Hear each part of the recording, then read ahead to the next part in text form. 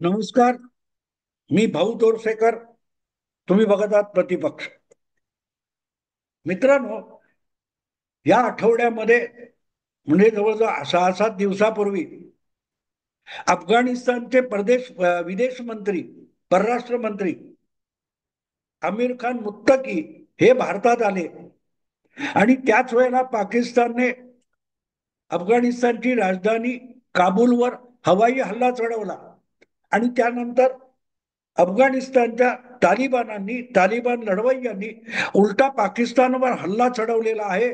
आणि आज पाकिस्तान आणि अफगाणिस्तान यांच्यामध्ये तुंबळ युद्ध सुरू झालेलं आहे. शेकड्यांनी लोक मारले गेलेत, जाळपोळ वगैरे बर्बादी चालू आहे, अशा बातम्या येत आहेत. आणि जो तालिबान पाकिस्तानने घडवला तोच त्याच्यावर कसा उलटला याविषयी आपल्याकडचे सगळे विश्लेषक चकित चंदू झालेली आहेत. त्यांना कळत नाहीये काय आहे याचं कारण.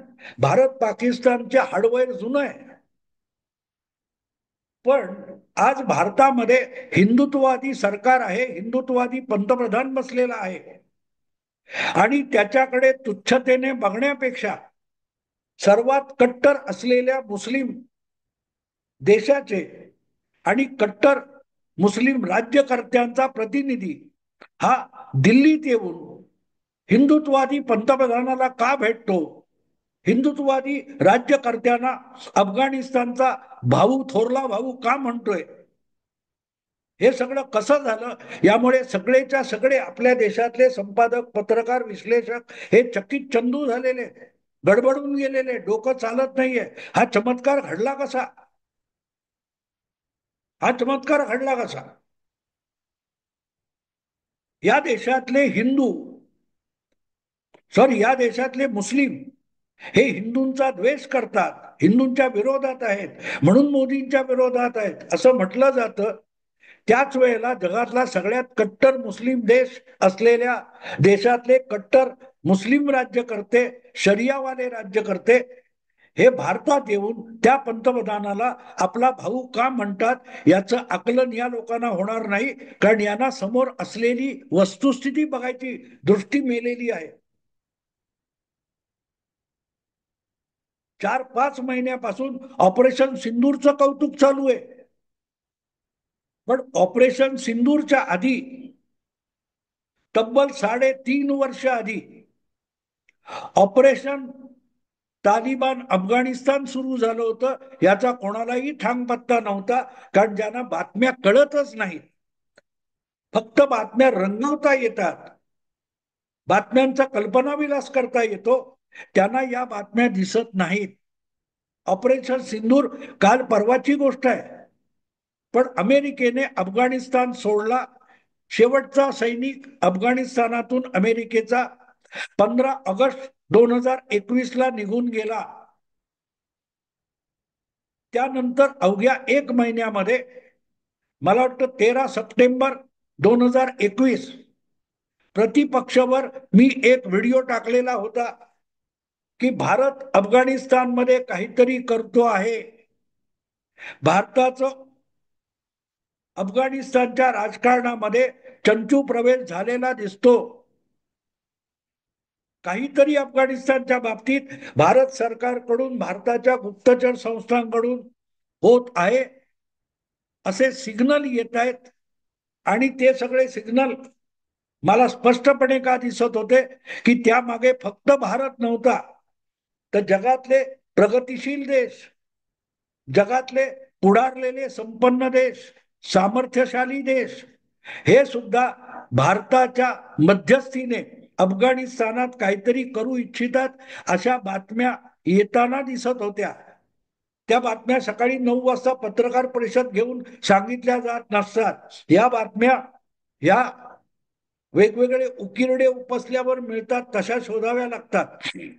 आणि त्या बातम्यांवर आधारित 13 सप्टेंबर 2021 रोजी मी प्रतिपक्षवर एक व्हिडिओ केला होता.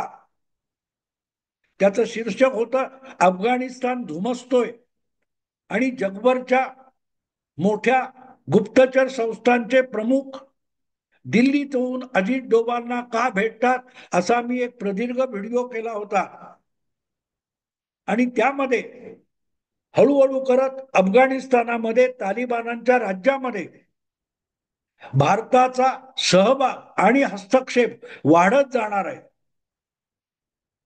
पाकिस्तान नव्हे तर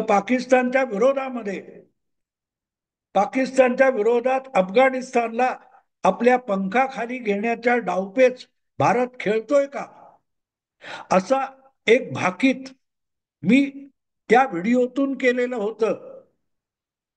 मी आज सांगत नाही आणि मी आज ज्या घटना घडतायत, अफगाणिस्तान पाकिस्तान युद्ध असेल, अफगाणिस्तानचा विदेश मंत्री भारतात येणं असेल, त्यांनी भारताला आपला भाऊ म्हणणं असेल, किंवा पाकिस्तानात जे तालिबान घुसले त्यांनी पाकिस्तानच्या काबीज केलेल्या चौक्यांवर आपल्या झेंड्याबरोबर तिरंगा फडकवणं असेल, या सगळ्या गोष्टींमुळे भाऊ तोरसेकर चकित झालेला नाही. कारण अशी काही शक्यता मला तब्बल 4 वर्षापूर्वी दिसलेली होती आणि त्यामुळेच मी 13 सप्टेंबर 2021 ला अशा काही हालचाली होत आहेत का असा व्हिडिओ मराठीत केलेला होता आणि 27 सप्टेंबर 2021 मी हिंदीमध्ये व्हिडिओ केला होता. तो सुद्धा असाच होता की अफगाणिस्तानच्या तालिबानांच्या तावडीत इतकी मोठी हत्यारं सोडून अमेरिकेने काढता पाय का घेतला. उद्या अफगाणिस्तान आणि तालिबान तीच हत्यारं पाकिस्तानच्या विरोधात, चीनच्या विरोधात किंवा इराणच्या विरोधात वापरू शकतो. अफगाणिस्तानला ती हत्यारं, तालिबानांना ती हत्यारं मिळावीत यासाठी भारताने काही विशेष प्रयत्न केले का अशी शंका मी त्या हिंदी व्हिडिओमध्ये व्यक्त केलेली होती. 27 सप्टेंबर 2021 प्रतिपक्षवरचा माझा तो हिंदी व्हिडिओ होता. पण असो, अशी शक्यता ज्या मराठी व्हिडिओतून मी व्यक्त केली होती त्यामुळेच आज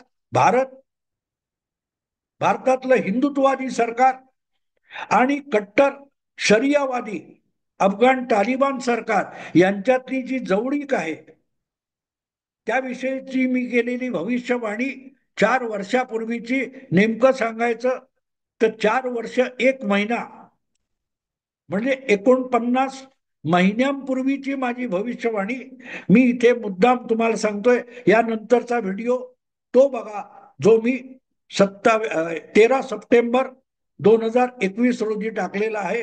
आवडलं लाईक करा, शेअर करा आणि ती भविष्यवाणी काळजीपूर्वक ऐका. कारण या बातम्या कशा ओळखायच्या असतात, कशा वाचायच्या असतात त्याचा तो वस्तुपाठ आहे. नमस्कार, मी भाऊ तोरसेकर. तुम्ही बघत आहात प्रतिपक्ष. मित्रांनो, मी इतके दिवस झाले पण अफगाणिस्तानवर बोलायचं टाळतोय आणि त्याचं कारणही आहे. बऱ्याच लोकांनी वेगवेगळ्या मार्गाने मला हे सुचवलं की अफगाणिस्तानविषयी भारताची भूमिका, भारत सरकार नेमकं काय करतंय याविषयी मी बोलावं. आणि त्याचं कारणही सरळ आहे की मला आठवतं की प्रतिपक्ष सुरू झाल्यानंतर जे लडाख प्रकरण झालं होतं, चिनी सेना घुसल्या, चीनने लडाखमधला भरामोठा प्रदेश बळकावला वगैरे असल्या अफवा काँग्रेस, राहुल गांधी आणि विरोधक पसरवत होते, तेव्हा लडाखची गूढ कथा म्हणून मी जवळजवळ 10-12 व्हिडिओ लागोपाठ केलेले होते. त्यामध्ये तिथली काय म्हणतात ती रणनीतीची किंवा युद्धनीतीची बरीच माहिती मी दिलेली होती. आणि त्यामुळे अफगाणिस्तानमध्ये भारत काय करणार आहे किंवा अफगाणिस्तानचा भारतावर काय परिणाम होतो, अफगाणिस्तानमध्ये भारत काय करू शकतो किंवा त्या एकूण अफगाणिस्तानच्या भोवतालच्या भविष्यातल्या राजकारणामध्ये भारताचा रोल किंवा भूमिका काय असेल, हिस्सा काय असेल याविषयी लोकांना कुतूहल आहे, मला माहिती आहे आणि मलाही आहे. आणि मी त्याची वेगवेगळ्या प्रकारे माहिती मिळवण्याचा प्रयत्न करतो आहे. पण जी काय माहिती मिळते ती जाहीररित्या चर्चा करावी अशी आहे किंवा अशी नाही हा विषय बोलणं मला चुकीचं वाटतं.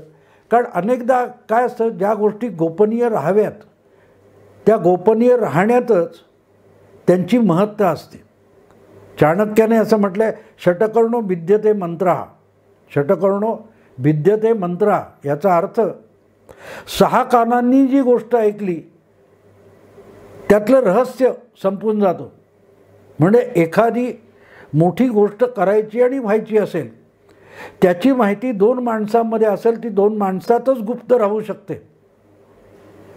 पण त्यामध्ये तिसरा आला, 2 व्यक्ती म्हणजे 4 कान, 6 कानांनी ती ऐकली म्हणजे तिसरी व्यक्ती आली की ती तिसरी व्यक्ती किंवा त्या 3 पैकी कोणी एक जरी बाहेर बोलला तरीही ती त्यातलं रहस्य किंवा काय म्हणतात ती गुपित संपून जातं. तो मंत्र हा मंत्र राहत नाही, त्या मंत्रातली जादू संपून जाते. आणि म्हणून गोपनीयता ही महत्त्वाची असते. आणि जेव्हा मोठमोठ्या घटना घडणार किंवा घडवल्या जात असतात, त्यासाठी जे काही डावपेच आखले जातात, ते डावपेच, त्यासाठी चाललेली खलबतं आणि त्याविषयीची आलेली त्रोटक माहिती याविषयी बोलणं हे घातक असतं, घातक असतं. आणि म्हणून ते मला एक तुमचा सांगायला हरकत नाही, बरीच मला वाटते एक 25-30 वर्षापूर्वीची गोष्ट आहे. भारतीय लष्करामध्ये एक असा अधिकारी होता की ज्याची स्मरणशक्ती ही फोटोजेनिक मेमरी म्हणतात तशी होती किंवा जबरदस्त स्मरणशक्ती होती. आणि त्या अधिकाऱ्याला भारताचे सगळे जे मोठमोठे सेनाधिकारी होते, हवाई दलाचे, नौदलाचे किंवा वेगवेगळे आर्मीचे, पायदळाचे, यांची बैठक होऊन उद्या कुठल्या स्वरूपाची लढाई आपण करणार आहोत, कुठे करणार आहोत, कुठे माघार घेणार आहोत, कुठे पुढे जाणार आहोत, या संबंधीची सगळी रणनीती ठरायची. आणि त्याच्यावर अंतिम म्हणून शिक्कामोर्तब व्हायचं. ते कुठेही कागदोपत्री लिहिलेलं नसायचं, कारण ते गुपित कोणाच्या तरी हातून चुकीच्या शत्रूच्या हाती गेलं तर काय, म्हणून ते लिखित स्वरूपात नसायचं. आणि त्याच्यात कोणाकोणाला कुठे कुठे काय काय करायचं आहे या सगळ्या गोष्टी ह्या एका अधिकाऱ्याच्याकडे समोर बोलल्या जायच्या. आणि त्याच्या मेंदूमध्ये त्या इतक्या फिट असायच्या की ठरलेल्या फील्डमधल्या, ज्याला अक्षरशः युद्धभूमीवरचे सेनापती म्हटलं जातं, वेगवेगळे जनरल्स, त्यांना त्याच्याकडून ते आदेश जायचे. आणि त्यामुळे ते कुठे लिहिलेले नसायचे. आणि शेवटपर्यंत म्हणजे आपण ते 71चं युद्ध वगैरे जिंकलं, पण हा माणूस कोण होता याची कधी वाच्यता झाली नाही. त्याला कुठलं शौर्य पदक मिळालं नाही, पद्मश्री वगैरे मिळाली नाही. आणि अशी माणसं गोपनीय राखली जातात, कारण तो देशासाठी अतिशय महत्त्वाचा ॲसेट असतो, त्याची वाच्यता केली जात नाही कुठे.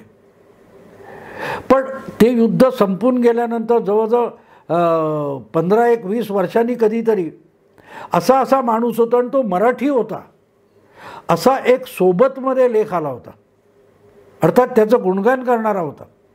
पण त्याविषयी अनेक लष्करी अधिकाऱ्यांनी आणि जाणकारांनी नाराजी व्यक्त केली होती की अशा माणसांना उघडपणे लोकांसमोर आणायचं नसतं. ती माणसं जगापासून गोपनीय राहिली पाहिजेत, कारण ते देशासाठी, देशाच्या सुरक्षेसाठी अतिशय महत्त्वाचे आयुध, हत्यारं आणि अवजारं असतात. आणि त्याही माणसांना त्याचं दुःख नसतं, त्यांना आपण केलेल्या पराक्रमाचं कुठचंही बक्षीस किंवा पारितोषिक नको असतं. पण ते गोपनीयतेचं महत्त्व जे आहे की अशा माणसांची नावं कुठे येता कामा नयेत याची काळजी घेतली जाते. मला वाटते मी मध्यंतरी एका व्हिडिओमध्ये तुम्हाला बांगलादेशच्या युद्धाचंच, त्या 71च्या युद्धातला एक किस्सा सांगितला होता की दिल्लीमध्ये अगदी अलीकडे 75 वर्ष जेव्हा झाली, 95-96 साली, तेव्हा दिल्लीमध्ये बांगलादेशच्या स्वातंत्र्याचा रौप्य महोत्सव साजरा झाला.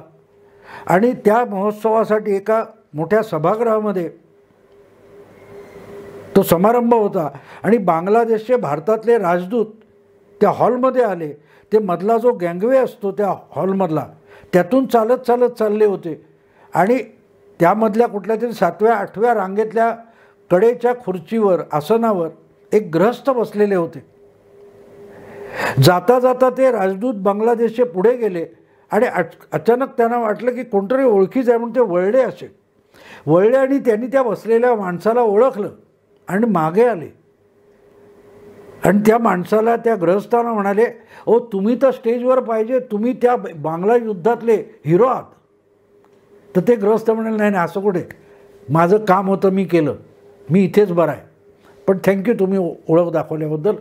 आणि ते बांगलादेशचे राजदूत पुढे निघून गेले आणि ते गृहस्थ उठून हॉलबाहेर पडले, जे त्या कार्यक्रमासाठी मुद्दाम आलेले होते आणि आपण कोणाच्या नजरेत भरू नये म्हणून मागे गर्दीत बसलेले होते. ते या घटनेनंतर ते गृहस्थ उठले आणि तो कार्यक्रम सोडून हॉलमधून निघून गेले. त्या गृहस्थांचं नाव R.N. काऊ होतं, रामनाथ काऊ. बांगलादेशच्या युद्धाच्या वेळी आणि रॉ या भारतीय गुप्तचर संस्थेच्या स्थापनेपासून रामनाथ काऊ हे त्याचे प्रमुख होते. आणि बांगलादेशच्या युद्धामध्ये जी काय डावपेच आणि गनिमी कावे खेळले गेले त्याचा मास्टर माइंड म्हणून सुद्धा रामनाथ काऊ यांनी काम केलेलं होतं. पण निवृत्त होऊन 15-20 वर्ष उलटली तरीही तो माणूस आपली गोपनीयता कायम राखत होता. याला गोपनीयता म्हणतात मित्रांनो. आपल्याला ओळखलं तरी त्यांना गिल्टी फिलिंग आलं, आपल्याला ओळखलेलं नाही चालणार, ते उठून निघून गेले. आणि मग अशा वेळेला अफगाणिस्तानात काय चाललंय, लडाखमध्ये काय चाललंय, तिकडे चीनच्या सीमेवर काय चाललंय, भारत पाकिस्तान सीमेवर काय चाललंय, भारताचे सेनापती, संरक्षण, गुप्तचर विभाग काय करतायत, याची म्हणून जाहीर चर्चा करायची नसते. कारण याची जाहीर चर्चा जरी माझ्याकडे काही माहिती असते, काही माहिती मी माझ्या आजवरच्या वाचनातून, अनुभवातून काढू शकतो, काय होऊ शकेल, पण ते बोलणं गैरलागू असतं. कारण ज्यांना शहाणं करण्यासाठी मी बोलेन ते ऐकतील, वाचतील, एवढ्याने भागत नाही. कदाचित त्यांना मी काय सांगतोय त्याचा थांगपत्ता लागत नाही, पण चुकून या गोष्टी माझ्या तोंडून गेल्या आणि त्या शत्रू देशाला, आपल्या शत्रूंना उपयोगी असतील तर त्या मी बोलता कामा नयेत, हे माझं राष्ट्रीय कर्तव्य असतं. आणि म्हणून मी बऱ्याच गोष्टी बोलत नाही. मी तुम्हाला आता विषय निघाला म्हणून सांगतो, अशा चुका तरीही ओघात, आवेशात होऊन जातात. आणि माझ्याकडून अशी एक चूक झालेली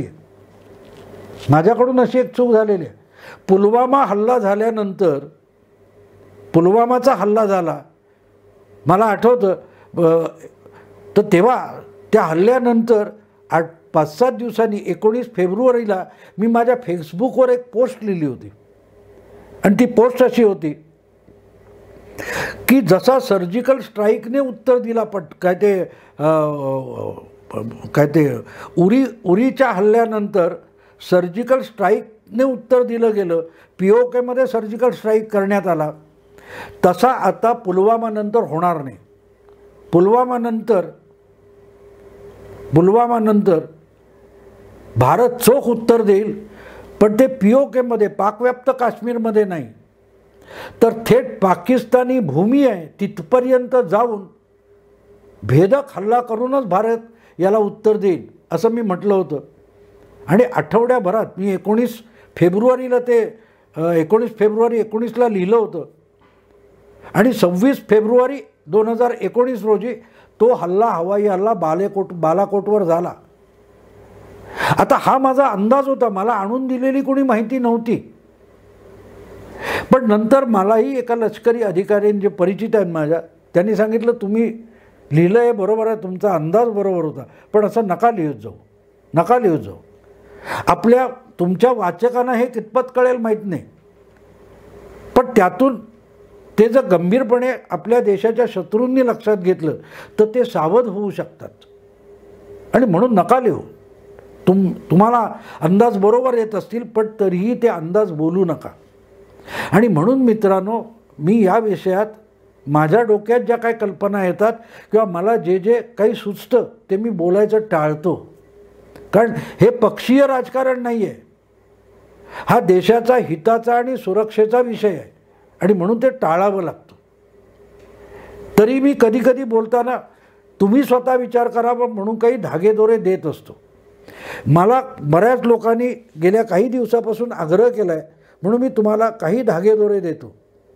त्याचा विचार करा. त्या संबंधात तुम्हाला इतकं जर उत्सुकता असेल, कुतूहल असेल तर त्या बातम्या येत असतात त्या शोधा आणि तुमचे आडाखे बांधा. मी या विषयावर फार तपशिलात बोलणार नाही, पण काही सिग्नल असतात, काही सिग्नल असतात. मी आज शनिवारी बोलतोय आणि मित्रांनो, गेल्या 2 दिवसामध्ये ब्रिटनची गुप्तचर संस्था MI6 त्याचे प्रमुख, अमेरिकेच्या CIA प्रमुख भारतात येऊन गेले. रशियाचे राष्ट्रीय सुरक्षा सल्लागार हे भारतात येऊन भारताचे राष्ट्रीय सुरक्षा सल्लागार अजित डोवाल यांच्याशी काही तास चर्चा करतात. या सगळ्याचा अर्थ कळतो आहे. अचानक हे सगळे अफगाणिस्तानशी संबंधित असलेले मोठे मोठे खेळाडू असलेले जे देश आहेत त्यांचे असे निर्णायक भूमिका घेऊ शकणारे अधिकारी भारतात येऊन भारताच्या सुरक्षा सल्लागारांना का भेटतायत? याच वेळेला ब्रिक म्हणजे जी ब्राझील, रशिया, चायना, इंडिया आणि साऊथ आफ्रिका यांची जी एक ब्रिक्स नावाची संघटना आहे त्यांची बैठक झाली. त्यांचे बडे अधिकारी दिल्लीत येऊन सल्लामसलत करतात भारताशी, पंतप्रधानांशी आणि सुरक्षा सल्लागारांशी, ज्यामध्ये भारताच्या गुप्तचर विभागापासून लष्कराचे वेगवेगळ्या ज्या डिव्हिजन्स आहेत किंवा घटक आहेत त्यांच्या प्रमुख येऊन त्या बैठकीत बसतात. तेव्हा काहीतरी चाललेलं आहे. आता ह्या असल्या काय चाललं आहे हे पत्रकार परिषद घेऊन सांगितलं जात नाही. गुजरातचा मुख्यमंत्री कोण होईल ह्याच्याबद्दल 10 पक्षांनी बोलणं किंवा भाजपच्या वेगवेगळ्या नेत्यांनी बोलणं आणि अफगाणिस्तानविषयी भारताच्या गोटामध्ये काय शिस्त आहे याविषयी जाहीरपणे बोलणं, यामध्ये जमीन आसमानाचा फरक असतो. खूप काही चाललेलं आहे. भारत आणि अफगाणिस्तान याच्यामध्ये अख्खा पाकिस्तान नावाचा देश आहे. दुसऱ्या बाजूला आपला शेजारी म्हणता येईल असा इराण हा देश आहे. मग एवढा भारत दूर असताना ही सगळी मंडळी ज्यांना अफगाणिस्तानमध्ये तालिबानचं राज्य आलं म्हणजे जगाच्या सुरक्षेला धोका आहे असं वाटतं, असे जगातले पुढारी देश हे भारतात येऊन भारताचे पंतप्रधान किंवा सुरक्षा सल्लागार, लष्कराचे प्रमुख, गुप्तचर विभागाचे प्रमुख यांच्याशी येऊन सल्लामसलत का करतायत, चर्चा का करतायत? म्हणजे काहीतरी शिस्त आहे, काहीतरी शिस्त आहे. आणि लक्षात घ्या, हे नुसतं शिस्त आहे म्हणून चालत नाही. ही मंडळी भारतात येऊन अजित डोवाल यांच्यासारख्या माणसाची इतके प्रदीर्घ चर्चा करतायत, उडबस चालू आहे, हे बघून पाकिस्तानच्या पोटात गोळा आलेला आहे. पाकिस्तानच्या मीडियावर हे वेगवेगळे MI6, CIA, रशियन काय ते गुप्तचर विभाग, अगदी मोसादचेही काही लोक डोवालना भेटले अशी बातमी आहे, अधिकृत नाही आहे, बातमी आहे. हे सगळं झाल्यामुळे पाकिस्तानच्या पोटात गोळा उठलेला आहे. आणि तुम्हाला दिसलं असेल की गेल्या म्हणजे सरकार स्थापनेच्या आसपास अफगाणिस्तानमध्ये जे तालिबान सत्तेत येत आहेत त्यांनी देखील अचानक भारताविषयी कमालीची नरमाईची भूमिका घेतलेली आहे. अमेरिका किंवा बाकीचे देश आहेत, युरोप आहे किंवा इराण आहे किंवा पाकिस्तान तर त्या तालिबानांच्या बाजूने उभा आहे आणि बाकीचे शत्रू आहेत, रशिया सावध आहे. अशाही परिस्थितीत कुठचाही थेट संपर्क साधलेला नसताना किंवा बोलून मान्यता देणं वगैरे असं काही झालेलं नसताना वारंवार तालिबान सरकार भारत सरकारला मदतीची याचना करते, दोस्तीचा हात पुढे करते. ते याचं काहीतरी कारण असेल ना. ते आपण चहाच्या टपरीवर चहा घेताना किंवा शिळोप्याच्या गप्पा मारताना बोलण्याचा हा विषय नसतो. त्यामध्ये शेकडो लहान मोठी गुपितं असतात आणि त्यांचे धागेदोरे विणले जात असतात. त्याच्यात आपला नाजूकसा धक्का जरी लागला तरी ते सगळं जाळं उभं केलेलं विस्कटलं जाऊ शकतं. म्हणून त्याविषयी बोलू नये आणि मीही बोलायचं टाळतो. पण तुम्हालाही ज्यांना उत्सुकता आहे, हौस आहे, त्यांना मी एवढंच सांगेन की मी आता तुम्हाला ह्या बातम्या दिल्या किंवा ही माणसं येऊन डोभाल्यांना भेटत आहेत किंवा भारतात येऊन गुप्तचर विभागाशी बोलत आहेत, ह्याचा अर्थ काहीतरी शिस्त आहे. तर काय शिस्त आहे आणि ते जे काय शिस्त आहे याविषयी कुठल्या कुठल्या बातम्या येत आहेत, त्यातल्या अफवा कुठच्या, चाळणी लावून तपास. त्या एकमेकाची कुठल्या बातम्या आणि कुठली माहिती जुळते, कुठली माहिती जुळत नाही आहे, कुठली बातमी अधिक रहस्य वाढवते, या सगळ्या तुम्हाला हौस आहे तर करा. पण याची वाच्यता किंवा त्यातले धागेदोरे मला जुळलेले दिसतात ते सुद्धा मी उघडपणे बोलणार नाही. कारण माझ्या श्रोता किंवा माझे जे वाचक आहेत त्यांना या बाबतीत छान करण्यात देशाचा घात असेल तर तो घात मला नको आहे. आणि म्हणून मी त्याविषयी मला जे सुचतं ते आणि मला जे जुळल्यासारखं वाटतं ते बोलणार नाही. पण तुम्ही लक्ष ठेवा, जाणकार होणं गैर लागू नाही आहे, पण तुमचे जाणकार व्हा. तुम्हाला मी जाहीररित्या सांगणं म्हणजे नको असलेल्या त्या लोकांसाठी सुद्धा ते दरवाजे उघडणं असतं. आणि म्हणून अशा चर्चा ह्या आपल्या आपल्या लोकांमध्ये कराव्यात, आपल्या विश्वासाच्या लोकांमध्ये कराव्यात, पण जाहीररित्या करू नयेत. ते घातक असतं. पण भारत काहीतरी करतोय आणि या सगळ्या प्रकारामध्ये अगदी अवघ्या जगाच्या म्हणजे CIA, अमेरिका, रशिया, युरोप किंवा MI6 सारखी ब्रिटनची सगळ्यात जुनी गुप्तचर संघटना हे जर भारताकडे अपेक्षेने बघत असतील आणि एवढं सगळं झाल्यानंतर सुद्धा दहशतवाद हा जगाचा सुरक्षेसाठी सगळ्यात मोठा धोका आहे इतकी ठाम भूमिका मोदी घेत असतील तर अफगाणिस्तानमधल्या घडामोडींनंतर भारताचं जागतिक राजकारणात वाढलेलं महत्त्व आपल्या सहज लक्षात येऊ शकतं. ते समजावण्याची गरज नाही, आपल्याकडे डोळसपणा असला पाहिजे. आपल्याला ह्या बातम्या येतात, त्या बातम्यांचे नेमके अर्थ काय लागतात. एक लक्षात ठेवा, अशा स्वरूपाच्या जेव्हा बातम्या येतात, अगदी आपला गुप्तचर विभाग असो, सरकार असो, अशा बाबतीत अनेकदा जाणीवपूर्वक दिशाभूल करणारी माहितीसुद्धा माध्यमातून सोडत असतं. माध्यमातून सोडल्या जातात की याची प्रतिक्रिया काय येते. मी तुम्हाला जाता जाता एक क्लू देईन आणखीन. ज्या वेळेला सर्जिकल स्ट्राईक झाला तेव्हा तुम्हाला आठवत असेल तर NDTV हे चॅनेल जे आहे, ते जे नेटवर्क आहे, ते भारत विरोधीच कारवाया करतं हे आपल्याला आता माहिती झालेलं आहे. पण त्या NDTV चॅनेलवर आपल्या निवृत्त झालेल्या जनरल्सना बोलावून बरखादत सारखे अँकर वारंवार एक प्रश्न विचारायची की आपण मिलिटरी ॲक्शन करणार का, उरीनंतर मिलिटरी ॲक्शन करणार का. आणि प्रत्येक जनरल त्यांना निवृत्त झाल्यावर सांगायचं एवढं सोपं नाही, आपण हल्ला करू, मग ते करतील. करता करता युद्ध भडकलं तर काळजीपूर्वक ह्या गोष्टीचे निर्णय घ्यावे लागतात. त्यामुळे there is no military option. आणि मग बरखादत सांगले so there is no military option, military option is off the table.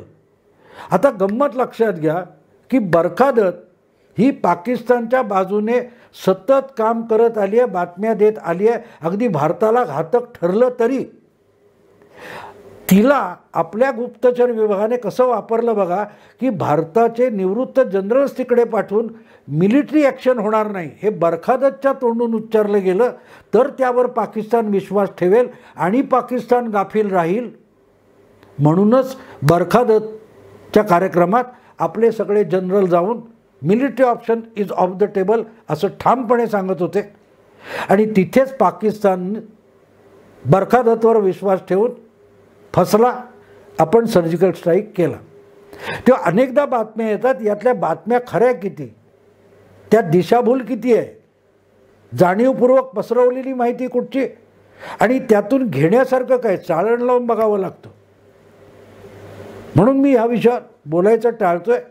आणि जेव्हा मला वाटेल की ही माहिती जाहीर झाली तरी सुरक्षित आहे तेव्हा मी जरूर बोलीन. पण मला या विषयात बोलायचा कृपा करून आग्रह धरू नका. आणि जेव्हा अशी माहिती सुरक्षित असेल जाहीर करणं तेव्हा मी जरूर बोलेन. एवढंच बोलून आत्ता थांबतो. तुम्हाला विषय आवडला तर लाईक करा, शेअर करा, प्रतिपक्षाला सबस्क्राईब करा. नमस्कार.